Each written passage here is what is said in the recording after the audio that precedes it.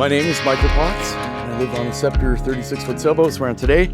I'm way in Windsor, pretty much Detroit, let's say, for all you freedom-loving people out there, American friends. And today we're looking at a C&C 39. Now she is a 1973, and if you stick around to the end of the video, I'll tell you the price and how much they're asking for her. Now this boat's going for an unusually low price, and I'm wondering why. So maybe we can both identify why this boat is going for so cheap. I think usually it becomes obvious the moment we do a good look. So let's have a look. No skeg hung rudder. That rudder is absolutely solid. Feels good. Very small prop. Somebody's painted with prop speed or it's galvanized. Cutlass will need to be replaced. I don't see any obvious problems in terms of blistering or anything. I mean, what's going on there? Maybe that was a covered up through hull there. It's had a bottom job somewhat recently. Look at this straked keel. It's kind of unusual, eh? Little bit of a smile on the keel there. Nothing to worry about too much. Yeah, there's a bit of blistering here. A solid lead keel. You know, guys, I forgot my moisture meter today. Damn it. Recently painted. It's a navy blue or black looking color. Looks kind of cool to me. Nice straked bow. Look at that. Furling jib there. Kind of a weird. We'll see on deck if it has a proper anchor system. Looks cool to me so far. I like it. Okay, we're in the cockpit. Let's take a look here. So these are big ass winches. They're not self-tailing though. They're variants. Big winches. Very big. 2 speeds. Nice little kind of step here. Big old steering wheel. Helm. Steering wheel. What the hell? Sorry, guys.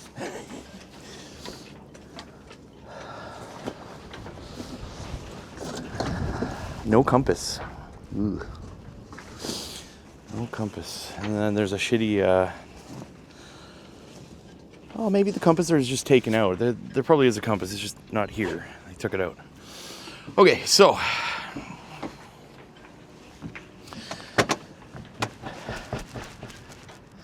let's look inside this hatch here.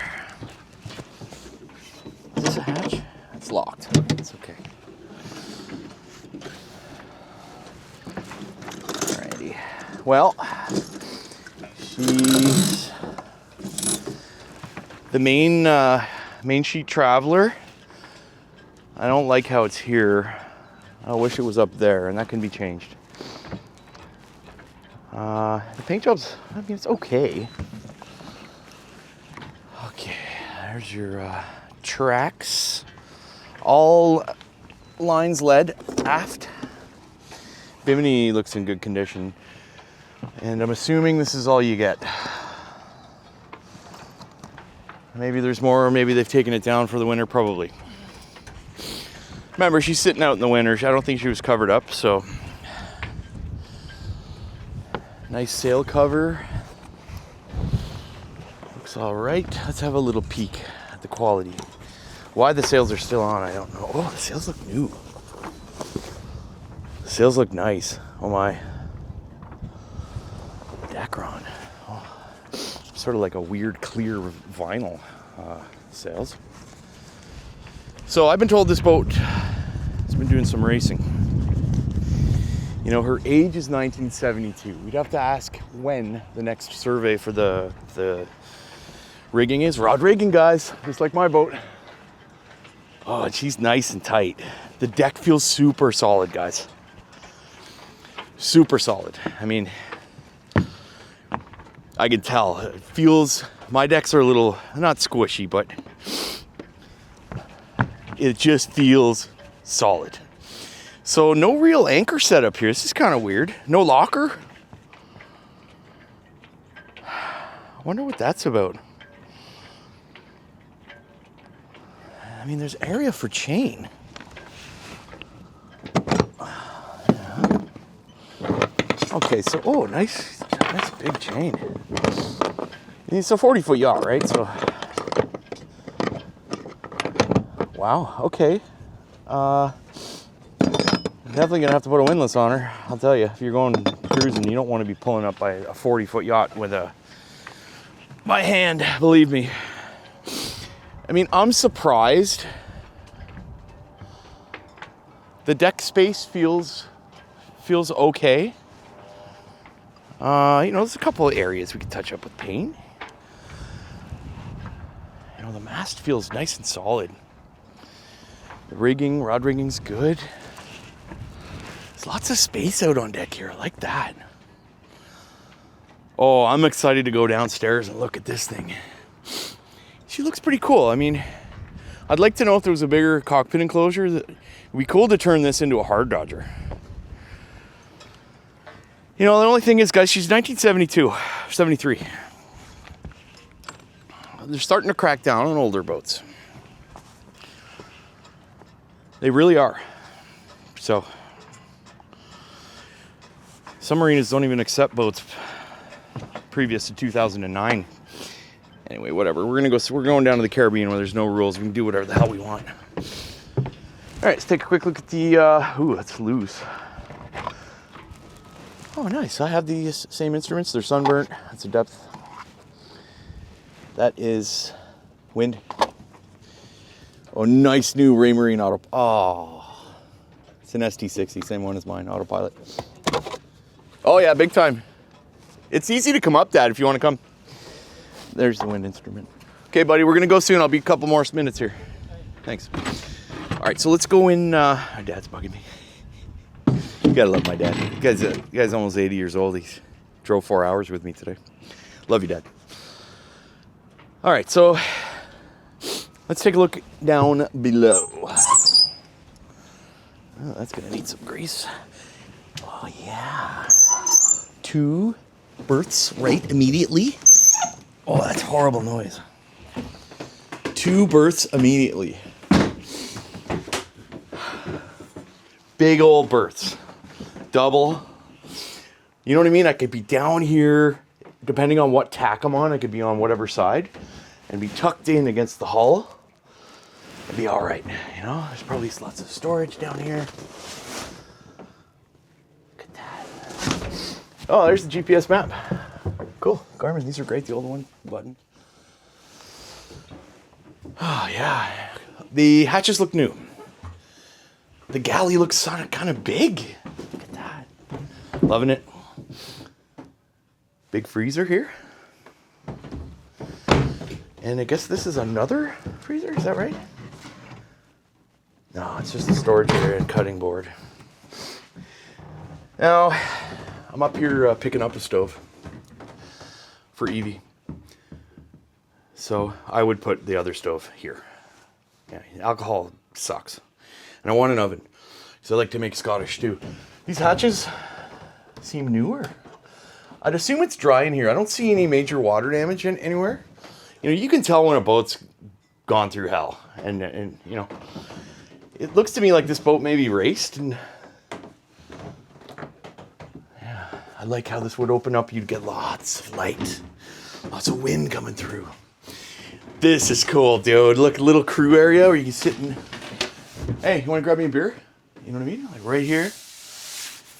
Have your significant other with you, staring each other in the eyes with palm trees in the background. Huh? Beautiful. Here's your main bilge pump. You get the wife here if you're sinking. Just stay here and do this. Oh yeah, I'm loving this boat so far. I gotta tell you, is this a little berth in here? Probably. You could fit someone here. Store sails there. I like this. I like the design. I don't care if it's from the 70s, guys. It would be easy to paint in here, too. You just touch it up, make it look nice once I destroy this thing by taking it around the world. All right, We'll go forward, then we'll go into the galley. All right, the head, excuse me, the galley. What the hell's wrong with me? Oh, a wee bit of Scottish blanket here. Look at that, it's a tartan. It's from Caledonia. Now this is a bit weird. You kind of duck down and you squeeze in here for the wee V-berth. I don't know if I like that. I don't have much headroom there, but it's cozy. A bit of a fan here. Oh, of course, there's water in the bilge, just like any other boat. We're not going to look down there. What the hell? There's water in the bilges, just like any other boat, which means she's leaking somewhere. At least it's painted. The pièce de résistance is the engine, guys. So, oh god. All right, it's gonna be a bit of a longer video, guys, just because this is my only time I can be here to look at this boat. It's 4 hours away from Toronto. So, a bit of water in the hull or in the bilges. That's okay. It's not a big deal. Nice aluminum straked mast holder. That's kind of cool. Nice big mast. Pretty sure the draft on this boat is 6 feet, over 6 feet. Let's look in some cupboards. See, she's painted and taken care of, but recently. You can smell the paint too. Nice stereo system. I know your basic radio and some controls. What's in here? Whoa, tape. Oh, nice. Some sailing stuff. There's your powers off. There's your smoke detectors.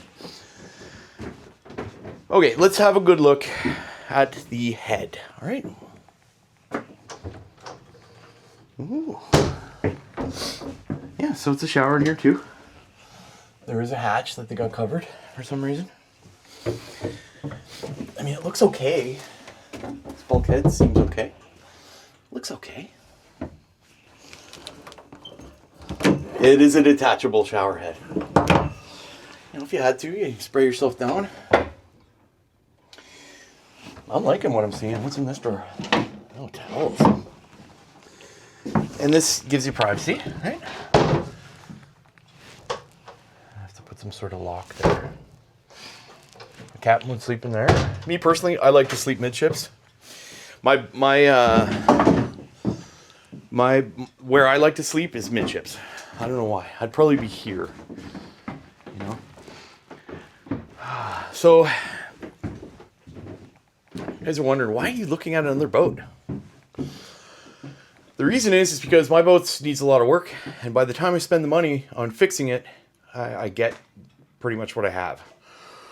So, for the price of this boat, I get a lot bigger of a boat, a better comfort ratio, a deeper keel, which kind of is a pain in the ass, newer sails. I'd have to invest some money into this one, though, too. It needs work. It needs davits.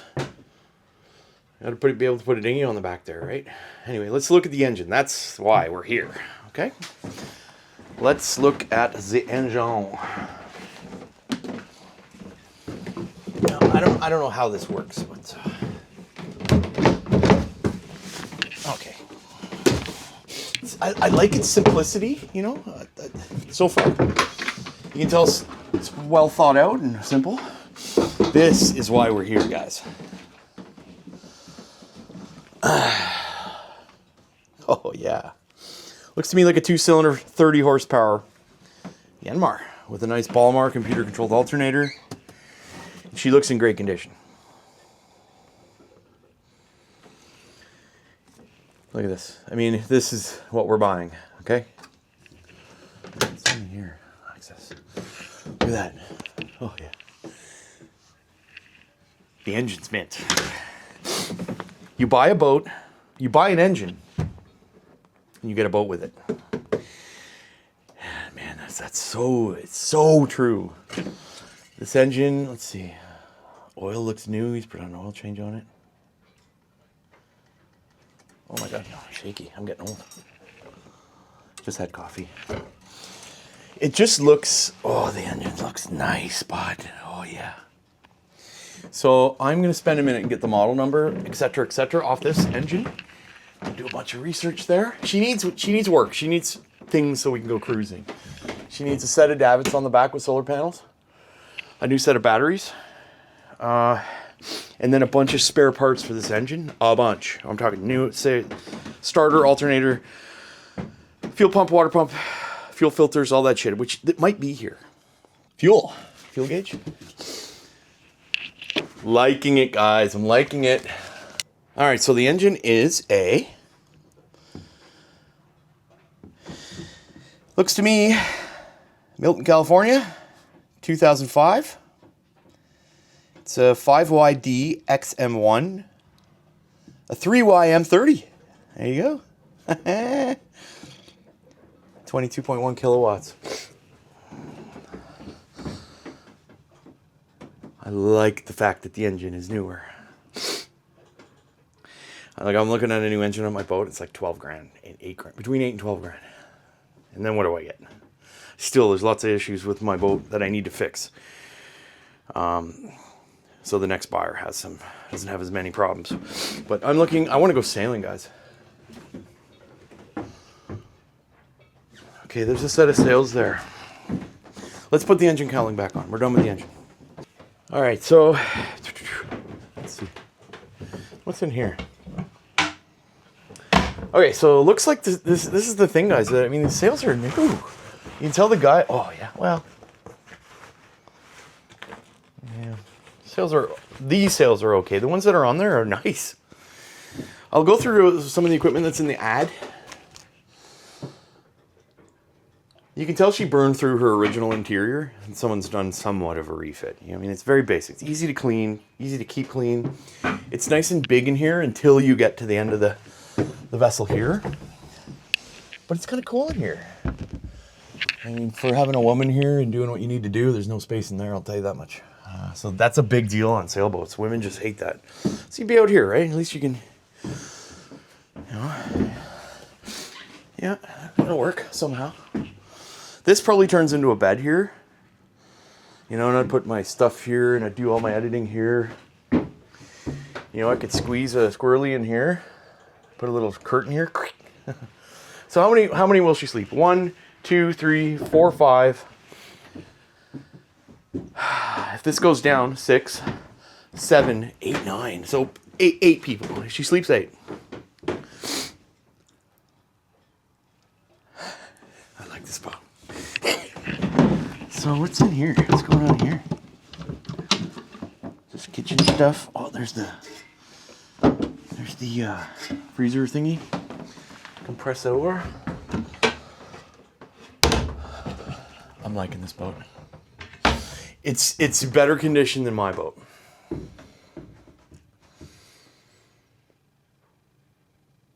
Okay, let's go sit at the helm. Let's go sit at the helm for. Okay, I mean, I like it. It's simple. The design is simple. It's not complicated down here. It's like, I'd put all my stuff in here and it would look kind of cool in here. I like the idea that we could. I like this. How easy it is to get down into the cockpit. This can be easily painted. 2-part epoxy. Make it look nice. The deck would be a cinch. Everything's led aft with all the lines. We can hoist the main. There's a furler. So let's take this apart and let's sit at the helm. Now just imagine davits here with solar panels sticking out with a dinghy right there. Okay, that has to happen. I don't like the fact that the winches aren't self-tailing. That's a downer. Okay. I mean, they got this this adjustable backstay, which is kind of cool with a winch. It's all the way up. But it's kind of in your way. See this? I don't like that. You'd either be to one side or the other. Okay, can I lie down out on the deck here? Most important thing. Literally, other than the engine. Yeah, you can. I could make adjust that. Okay. I'd make this teak. I'd get a nice piece of teak for this here. Big lock. Obviously, there's more parts of the bimini, which is great, which will stretch your back. Cause I'm a white dude, man. Look at the color of this hair. 0.017% of the population has my color hair and eyes. And we burn in the sun for 10 minutes and you're burnt like a rutabaga. I work in film, they call me the onset lobster. So, gotta be covered up. She's nice and big. Apparently this is a very fast boat. It's a Ted Brewer design. She's got a lot of in her, right? We could go far with this boat. There's lots of space on deck, you know, to do things. You can store a dinghy up here. Okay, so what do you think, guys? Tell me what you think. 1972 CNC 39. Okay, how much are they asking for it? How much is he asking? 20 grand Canadian. It's like 13,000 US. Why is he selling it for so low price? I don't know. I really should have brought my moisture meter. Maybe that's the issue. Maybe we got wet decks. I don't know. The survey will tell all. And you know, never buy a sailboat without having a survey done. And then you'll find out what's really up. It's got a good engine. This is an issue for me. I need a windlass here. All right, so there are things, there's money that has to be invested to make this boat a cruisable. Davits, 10 grand, you know, a dinghy for it, an engine. There's lots of, it's gonna cost a lot more to get this thing in cruise shape ready. Tell me what you think in the comments down below. There will be a bit of bonus footage after I say goodbye here, because we're gonna walk around and look at some other boats. All right, so if you wanna stick around and enjoy that, go nuts. All right, couple thoughts. We're down below again. She doesn't have a skeg hung rudder, okay? This rudder needs work. I think there's this full of, the foam core is full of something here. It's heavy. There may be something going on with the rudder. That may need to be fixed. The hull's in okay condition. Needs a bottom job. As with any old boat, you're gonna get a bit of a smile on the keel. I like how she's raked back like this. It would be hard to do damage to this boat. There's some issues there. That needs to be addressed. Oh, there's water coming out of there. Oh no. God. That'd have to be taken right back and fixed. Can't believe I didn't bring my moisture meter. I mean, the hull will be blistery if there were issues. And then this is an issue, guys. Look.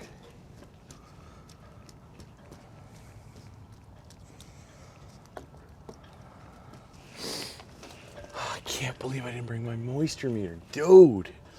I'm gonna have to drive all the way back here. Anyway, I want to think about it anyway, so what do you guys think? I mean, maybe that's just because, you know, maybe we could grind that back and fix it. Fair it down, grind it, fair it over, cover it up.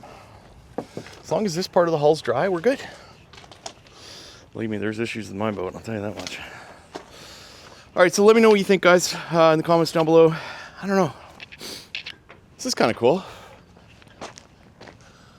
What's this? For sale? That's the number. I'll look into that. See, they've all had work at their keels. Ooh, folding prop, no skeg. It's like a CS something. Dilla boat. Rig looks okay. Kind of cool. I'm gonna phone that guy and ask him how much he wants for that one. All right, guys. Before I finish this video, I'd like to add something. So, as you know, we drove to La Salle Marina and looked at the CNC 39, the 1972 CNC 39. Okay. I sent an email to the guy this morning, and he sent a blank email back, and he took down the ad. Now, what did I say in that email to merit this response?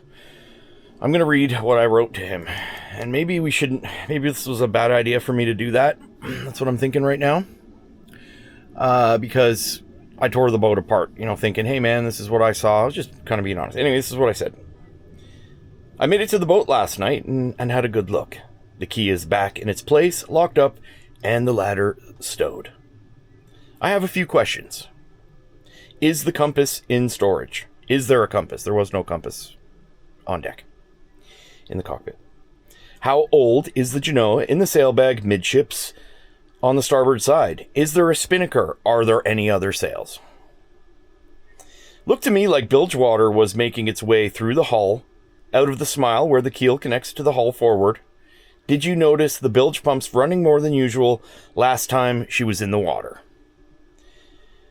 What do you think about the extremely high moisture levels all around that area? Were you considering dropping the keel to fix this issue? The boat should not be launched or sailed until this has been repaired and addressed. Are you aware of the very elevated moisture levels in the decks forward and near the main bulkhead starboard side from the keel up towards the deck? And I could see that with my finger, you know. That area is wet. I get it. Any boat pre-1980 will have elevated moisture levels.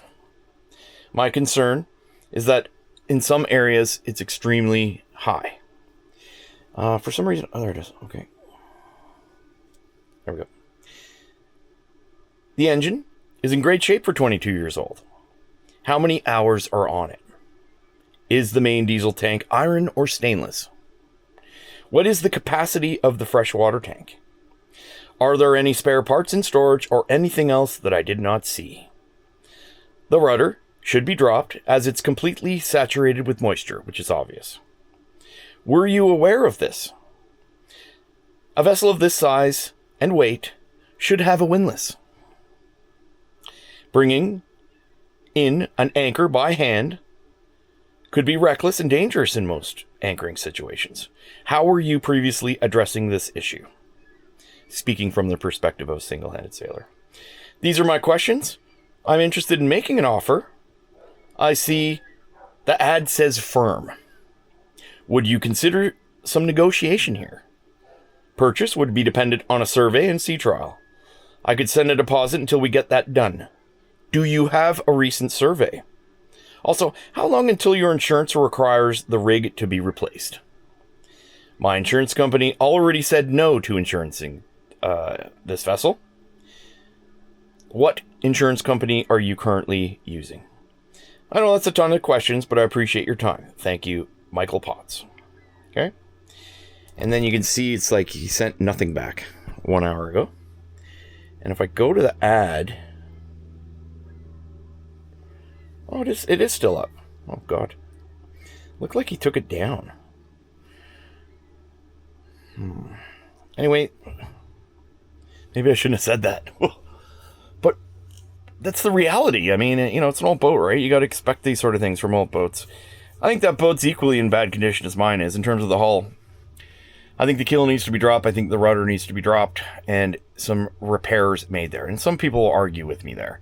When I pushed my finger where the hull connects to the keel, water spurted back at me. Okay, it's extremely I think that the fiberglass and the gel coat is destroyed, and we have water ingress. I think that the bilge pumps were full of water. The bilge areas were full of water, meaning the rain or the ice, what was going into the bilges from the deck. I think the deck leaks like a sieve, just like any old boat. I also think that it's possible that the water that is collected in the bilge is making its way down through the cracks in the fiberglass and the delaminated area and coming out of the smile, which means essentially when you launch the boat and it's floating, water will be going into the bilges. These are my thoughts, and isn't it fair for me to ask these questions? I think so. So it looks like the guy has put the ad back up, but he just responded with nothing. So I guess he's thinking about it. Anyway, we will address this in the future. When you're shopping for a sailboat, I'll tell you a story quickly to keep this. I know it's dragging on here, but listen. I went to look at sailboats about 4 years ago.